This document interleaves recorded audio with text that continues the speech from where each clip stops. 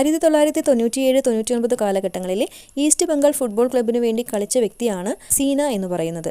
അത്തരത്തിൽ CV Seena football തട്ടുന്ന ഒരു സീനോടുകൂടിയാണ് ഈ തണ്ടർ എന്ന് പറയുന്ന ഭാഗം തുടങ്ങുന്നത്. അപ്പോൾ ഇന്ത്യൻ വുമൺ ഫുട്ബോളറാണ് ആര്? CV സീന അല്ലേ. അപ്പോൾ അതിൽ പറയുന്നുണ്ട്, ഒരു പെൺകുട്ടി ഫുട്ബോളർ ആയ സമയത്ത് എല്ലാവർക്കും അതിശയമാണ്, ഈ പെണ്ണുങ്ങൾ ഫുട്ബോൾ കളിക്കുമോ എന്നൊരു ചോദ്യം എപ്പോഴും പോലെ ഉണ്ടായിട്ടുണ്ട്. ഇവർ ആൺകുട്ടികളെയും പെൺകുട്ടികളെയും പരിശീലിപ്പിക്കുന്നുണ്ട്. ആ സമയത്ത് ആൺകുട്ടികൾക്ക് പ്രാക്ടീസ് കൊടുക്കാനുള്ള കപ്പാസിറ്റി ഉണ്ടോ എന്നുള്ളൊരു ചോദ്യമൊക്കെ സമൂഹത്തിൻ്റെ ഇടയിൽ നിന്ന് വന്നിട്ടുണ്ട് എന്ന് അവർ പറയുന്നുണ്ട്. അവർ സ്വന്തം ജീവിതത്തിൽ ഒരുപാടധികം പ്രശ്നങ്ങളിലൂടെ കടന്നു വന്നിട്ടുള്ള വ്യക്തിയാണ്. എന്നിട്ടാണ് ഈ ഒരു നിലയിലേക്ക് എത്തിപ്പെട്ടത്.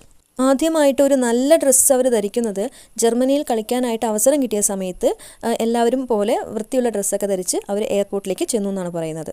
അങ്ങനെ മനോഹരമായിട്ടുള്ള ഡ്രസ്സൊക്കെ ധരിച്ച് കണ്ണാടി മുന്നിൽ പോയി നിന്ന സമയത്ത് അവരുടെ ഏറ്റവും അഭിമാനം തോന്നിയ നിമിഷമായിരുന്നു എന്നും കൂടി പറഞ്ഞു വെക്കുന്നുണ്ട്.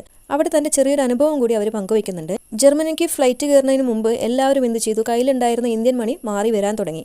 അപ്പോൾ ഇവരും എന്ത് ചെയ്തു? ഇന്ത്യൻ മണി മാറാനായിട്ട് അങ്ങോട്ട് ചെന്ന സമയത്ത് അവിടെ ഇരിക്കുന്ന ആൾ ചോദിച്ചു, നിങ്ങൾക്ക് ഇനിയും കുറച്ചുകൂടി പണം വേണമോ എന്ന്.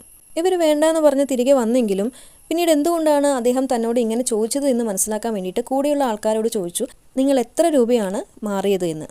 അപ്പോൾ കൂടെ ഉണ്ടായിരുന്ന കുട്ടികളൊക്കെ 40,000-30,000 രൂപയൊക്കെയാണ് മാറിയെടുത്തത്. പക്ഷേ ഇവർ മാറാൻ ചെന്നത് വെറും 150 രൂപയാണ്. ആകെ കയ്യിൽ അത്രയും രൂപ ഉണ്ടായിരുന്നുള്ളൂ. അതുകൊണ്ടാണ് അവിടെ ഇരിക്കുന്ന ആൾ ചോദിച്ചത്, നിങ്ങൾക്ക് കൂടുതൽ പൈസ വേണമോ എന്ന്. അപ്പോൾ അതൊക്കെ അവർക്ക് അവരുടെ ജീവിതത്തിൽ ഉണ്ടായിട്ടുള്ള വലിയ വിഷമങ്ങളിൽ ഒന്നായിട്ടാണ് പറഞ്ഞു വയ്ക്കുന്നത്. പിന്നെ ഏറ്റവും സന്തോഷം കിട്ടിയ സെലക്ഷൻ എന്ന് പറയുന്നത് ഇന്ത്യൻ ടീമിലേക്കുള്ള സെലക്ഷൻ തന്നെയായിരുന്നു എന്നും പറയുന്നുണ്ട്.